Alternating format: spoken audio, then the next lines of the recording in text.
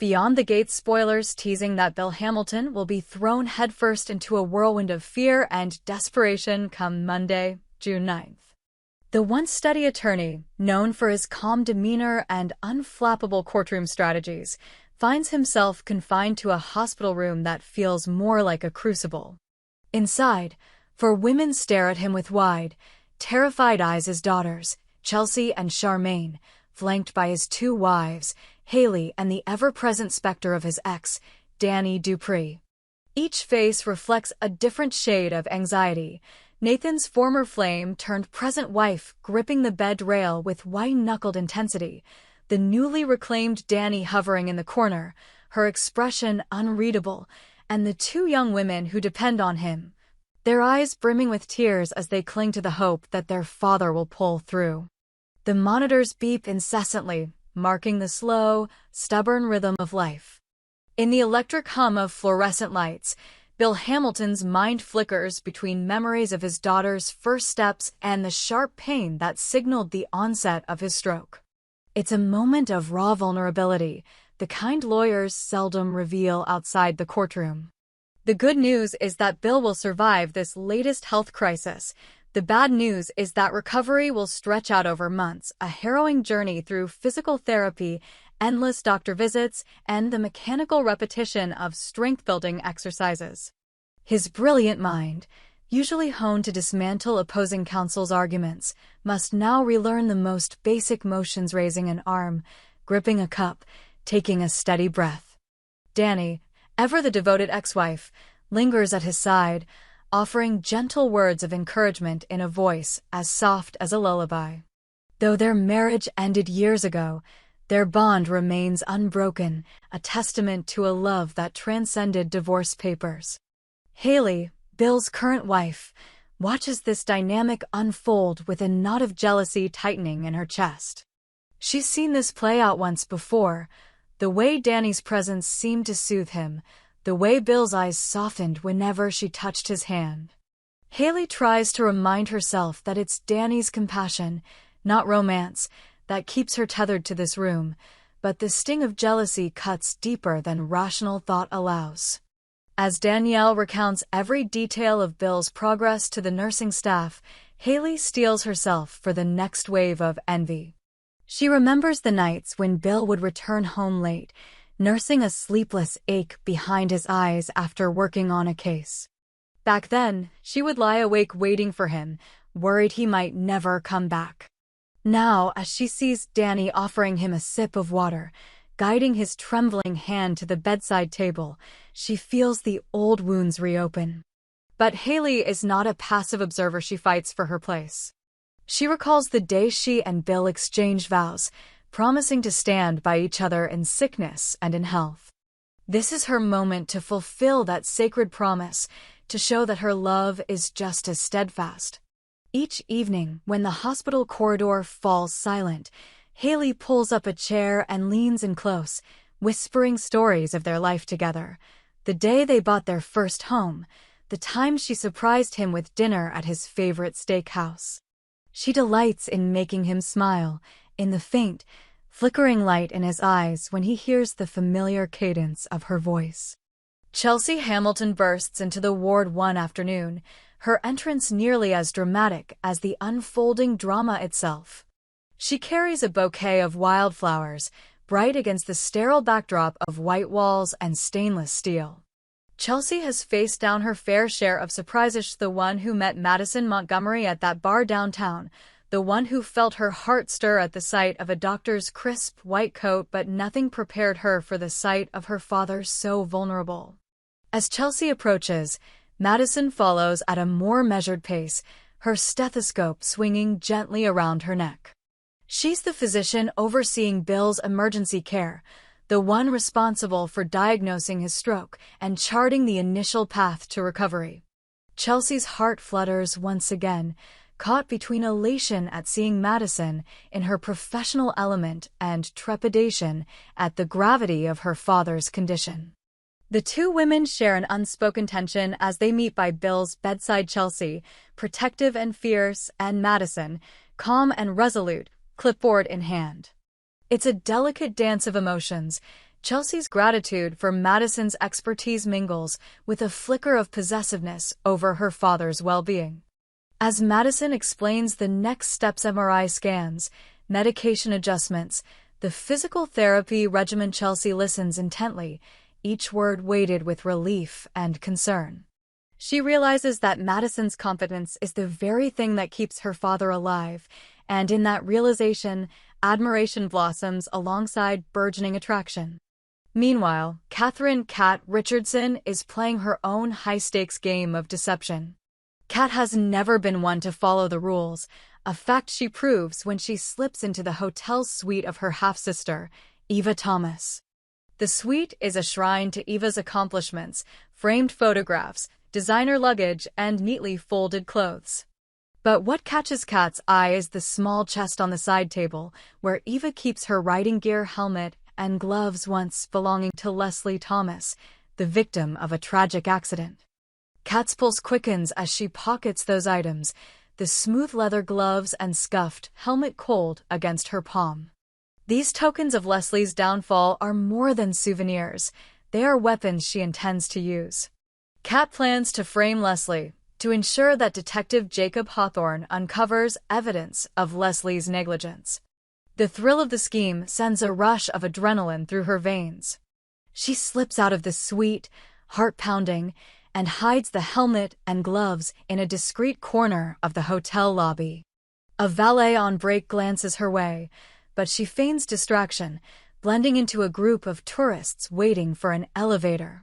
In her mind, she rehearses the moment Jacob finds the incriminating items, the look of shock on his face, the desire to act on the evidence rather than dismiss it. Yet Kat knows the danger.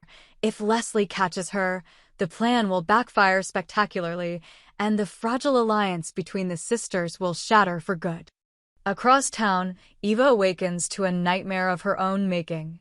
Nicole Richardson, her glamorous assistant, storms into her hotel room demanding answers. Nicole has always believed Eva to be the most important person in her life: a mentor, a friend, a force of nature. But now, Nicole's trust wavers as she confronts Eva about the rogue Detective Jacob Hawthorne's discovery of the helmet and gloves belonging to Leslie.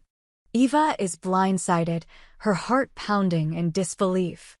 She clutches the empty chest where the items were kept, the velvet lining now hollow. How could they have vanished? Nicole's eyes narrow as she questions Eva's motives. Is this some elaborate ploy to protect a family member? Or a calculated move to divert suspicion? Eva recoils at the insinuation, her defenses flaring. She explains that she found the items at the accident scene but never intended to keep them. She meant to return them to the proper authorities. Yet her voice trembles, betraying her uncertainty. Nicole's skepticism deepens as she crosses her arms, waiting for a convincing explanation. Eva, feet planted firmly, swears she had no reason to deceive. But deep down, she knows that only one person could have orchestrated the theft: Kat. The realization in her mind sends a cold shiver down her spine. Not only must she recover the missing evidence before Leslie faces wrongful accusation, but she must also confront her sister, a confrontation that threatens to expose old wounds and resentments buried beneath their shared history. As Jacob Hawthorne pores over the evidence he's collected, a new twist emerges. He discovers that someone with access to Leslie's personal effects planted the helmet and gloves in her apartment. The police report mentions helmet and gloves found hidden behind the sofa, a detail that sends Jacob's instincts racing. He recalls Leslie's version of events. She insists she left the items at the crash site, yet there they were, hiding in her living room. The detective's brow furrows as he reviews surveillance footage from the hotel lobby. Kat's furtive movements reshaped into a pattern that fits the profile of a professional thief. He sees a woman in a dark jacket, gloves pulled tight, slipping into the lobby's corner. But the footage is grainy, the face obscured. Could it be Leslie herself? Jacob's gut tells him otherwise, but the written report cements his suspicion. Now, armed with what appears to be concrete proof, He readies a warrant to search Leslie's home and possibly arrest her for evidence tampering. The stakes have never been higher. Back in the hospital ward, Bill's convalescence unfolds in bittersweet increments. Some days bring small victories, a slight lift of his left arm, a clearer enunciation of his favorite legal anecdotes. Other days are mired in frustration, as his body resists the commands his mind issues so effortlessly within a courtroom. At his bedside, Haley and Danny exchange uneasy glances. Haley readjusts the pillow under Bill's head, smoothing his brow with a gentle touch, while Danny sits poised with a glass of pain medication, ready to administer it at the first sign of discomfort. It's a tense balance of power and affection, roles fluid and ever-shifting. Chelsea watches from the corner, silent witness to a marital drama that eclipses her own romantic stirrings. And there, standing tall in crisp white, Madison Montgomery offers that rare blend of clinical distance and genuine concern that makes her both respected and startlingly attractive. Underneath it all, a question lingers. Will Bill's family emerge stronger from this ordeal, or will the fractures laid bare during his recovery widen into irreparable rifts? Will Haley find security in her marriage, or will the echo of Danny's devotion haunt every moment? Can Chelsea and Madison navigate the fragile beginnings of their connection without letting the hospital's solemn air smother their budding affection? And when Kat's scheme finally collapses under the weight of truth, will the sisters reconcile, or will betrayal erase any hope of redemption? Monday's episode promises to answer these questions in a torrent of tears, confrontations, and sweeping revelations.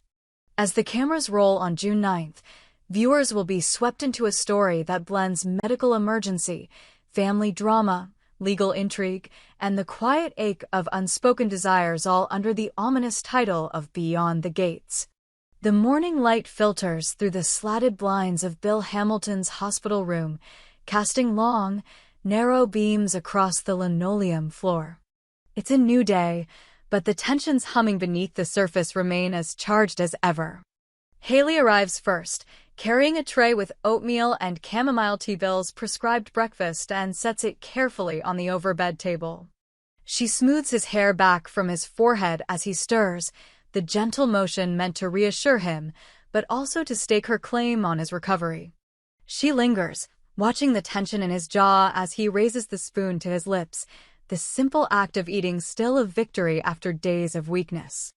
In that small, intimate moment, she reminds herself that she, too, has a role to play in this healing, not simply as observer, but as guardian of their shared future.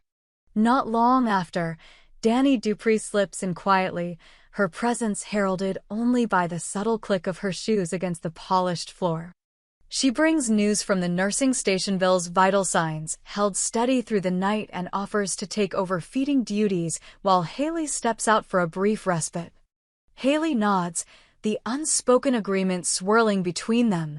They will share these responsibilities, these moments of strength and fragility, even if their shared history makes each gesture fraught with unacknowledged rivalry. As Haley exits, she pauses in the doorway, her silhouette framed against the bright corridor. One last look at Bill, and then she is gone, leaving Danny to guide that shaky hand to the cup of tea, smoothing the napkin beneath his chin as she remembers the tenderness they once shared. Chelsea Hamilton arrives soon after, her stride purposeful. She carries not flowers this time, but a stack of magazines and a portable speaker loaded with her father's favorite jazz tunes. She sets them down beside his bed and racks the volume low, allowing the gentle saxophone strains to fill the space. "I thought this might help," she whispers, watching the corners of Bill's mouth lift in recognition. As the music weaves through the air, she takes a seat in the recliner near the window, her phone poised to capture the first small victories, a stronger grip on the teacup, a clearer swallow. The faint spark of humor when Bill remarks on the irony of a lawyer needing help just to hold things. Chelsea smiles, her heart swelling. They both know these moments are far more precious than any courtroom triumph. Madison Montgomery drifts in shortly after, her white coat unbuttoned, stethoscope still around her neck. She carries a thick folder of results, therapy schedules, prognosis updates, all the clinical minutiae that map the road ahead. She exchanges polite hellos with Danny and Chelsea, but her eyes are fixed on Bill. She pulls up a stool, flips open the folder, and begins to talk through the plan for the day, range of motion exercises with the physical therapist, a low-sodium lunch, a follow-up CT scan in the afternoon. Bill nods along, but his gaze flickers to Chelsea, then to Danny, two figures tethered to opposite poles of his past and present, both orbiting him in ways he cannot fully control. While Bill labors to reclaim his strength, miles away Kat Richardson is laying the groundwork for the next phase of her scheme. She's rented a tiny storage locker under a different name, a dusty space at the back of a nondescript facility. There, she places the stolen helmet and gloves inside an unmarked box, packing it with shredded newspaper and a few weighty stones to simulate the heft of legitimate contents. She seals the box and tapes over the lock, then arranges for a lost and found tip to the local precinct, complete with a forged receipt indicating found items from crash site, submitted by Good Samaritan. In her mind, the police will find the box, link it to Leslie Thomas, and Jacob Hawthorne will have the smoking gun he needs. But Kat is shrewd enough to cover her tracks. The tipster is an assumed identity. The storage facility's camera angles largely miss the aisle where she worked. Kat's pulse races with excitement at the thought of Leslie's inevitable downfall, and she allows herself a brief smile. This game of deception is one she's determined to win. Eva Thomas, meanwhile, struggles to maintain composure. She spends her morning tracking every lead she can find about the missing evidence, reaching out to her hotel's lost and found department, then to the storage facility, only to hit a series of dead ends. Her mind loops the same possibilities. Could someone have taken the helmet and gloves to hurt Leslie? Or was it an insider with a darker motive? She calls Nicole Richardson, who assures her that she'll accompany Detective Hawthorne on a renewed search of Leslie's apartment. Nicole arrives at Eva's side, armed with coffee and steely resolve. Together, they reconstruct the timeline. Leslie left the items in her apartment after the accident. They were reported missing the next day. Jacob's team found them hidden behind the sofa. The sequence makes no sense unless someone planted them. Eva's heart pounds as she realizes the depth of the conspiracy against her friend, but she keeps her voice steady when Nicole asks if she suspects anyone. "Two don't want to believe my own sister," she murmurs, the words tasting like betrayal. Nicole nods, brow furrowed. She takes out her phone and dials Jacob Hawthorne directly. The detective picks up on his second ring, his voice brisk through the receiver. Nicole outlines the new theory, that the helmet and gloves were stolen elsewhere and planted intentionally. Jacob's questions come fast. Who had access? When did the theft likely occur? Nicole promises to accompany him to Eva's suite for a thorough sweep. As she hangs up, Eva feels a knot tighten in her chest. She knows that with Caroline's, Kat's, skill at misdirection, any search they conduct could overlook the storage locker entirely. At the precinct, Jacob Hawthorne reviews the storage facility's surveillance logs, hoping for a grain of clarity. His office is cluttered with photo stills from cameras, notes jotted on post-its, and a map marking every place Leslie could have traveled that night. He circles the storage facility and draws a question mark beside it. He remembers the shape of the box found in Leslie's living room. Standard cardboard, tape sealing the seams, stones rattling inside. He orders a warrant, not for Leslie's arrest this time, but to search any storage units registered under suspicious names or disappearing voicemail numbers. He can't shake the feeling that this is more than mere misplacement. It reeks of malice. Back in the hospital, midday brings fresh drama. Bill's CT scan shows no new complications, but his doctor warns that a secondary swelling could develop, delaying his therapy. Haley squeezes Bill's hand when the news arrives, forcing a brave smile even as her throat tightens. Danny watches from a few steps back, concern etched on her face, then steps forward to ask the doctor for additional pain management options. Haley's pulse quickens another moment in which Danny's instincts take center stage, another reminder that her rival's presence softens Bill in ways Haley still struggles to match. But Haley steels herself. She won't cede this space without a fight. She requests to be included in all medical consultations, reminding the team that as Bill's spouse, she has both the right and the responsibility to advocate for his care. Chelsea sticks close to Madison as the afternoon therapy session begins. The physical therapist guides Bill through a set of arm lifts and foot extensions, each repetition a small triumph marked by Courtney's encouraging nods. Chelsea times each set on her phone, cheering loudly when Bill completes 10 reps without pausing. Madison smiles at the scene, her stethoscope tucked into her pocket, clipboard forgotten for a moment. She feels something warm bloom in her chest, pride for her patient's progress, tenderness toward the daughter who clearly adores him, and an unexpected affection for the daughter's companion. She watches as Chelsea helps Bill steady himself between exercises, the two of them sharing a laughter that feels like sunlight breaking through clouds. As evening descends, the day's events coalesce into a tense web of alliances and rivalries. Kat Richardson waits anxiously for news of the planted evidence. She checks her burner phone, expecting to hear from the concerned citizen who will call in the tip. But the line stays silent, and doubt begins to worm its way into her confidence. Meanwhile, Eva and Nicole comb through every scrap of surveillance footage they can access, but the trail grows cold. Jacob Hawthorne, on the other hand, follows a lead that points him toward an off-site storage auction, a potential way into the facility without the unit owner's knowledge. He arranges to bid on unclaimed lockers, hoping to uncover the box himself. If he succeeds, he'll have proof not only of Leslie's innocence, but of someone else's guilt.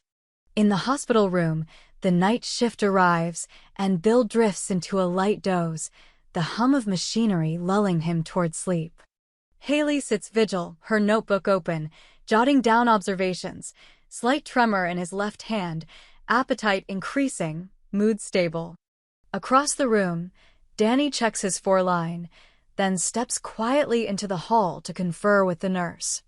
Their voices are hushed, but the tension bleeds through the door. Chelsea, exhausted but unwilling to depart, curls up in the recliner and closes her eyes, the day's emotional roller coaster catching up with her. Madison turns to leave, glancing back at Bill's peaceful form, her silhouette etched against the sterile glow. She wonders if tomorrow she'll feel that same pull to stay a moment longer, to offer comfort in ways that go beyond her white coat responsibilities. Outside, a freight elevator's clang echoes through the building, mixing with the distant wail of an ambulance arriving at the emergency entrance. It's a reminder that every life is precarious, that every story, medical, legal, personal, hums with the potential for crisis and redemption. And as the clock ticks toward midnight, each character in this unfolding drama braces for the next turn. Haley for the battle to secure her marriage, Danny for the chance to prove her enduring devotion, Chelsea for the courage to pursue her heart beyond the hospital walls, Madison for the decision to let compassion guide her beyond mere medicine, Kat for the moment of vindication or reckoning, Eva for the confrontation she dreads with a sister bent on deception, Nicole for the loyalty that may be tested by unspeakable truths, Jacob for the discovery that could upend everything. Their paths are intertwined now, bound by fear and hope, secrets and revelations. Tomorrow will bring new challenges, legal motions, medical hurdles, clandestine investigations, and emotional reckonings. But tonight, beneath the soft glow of hospital lights, they gather on the precipice of transformation, each willing to risk everything to protect the ones they love and to uncover the truth that lies hidden behind closed gates.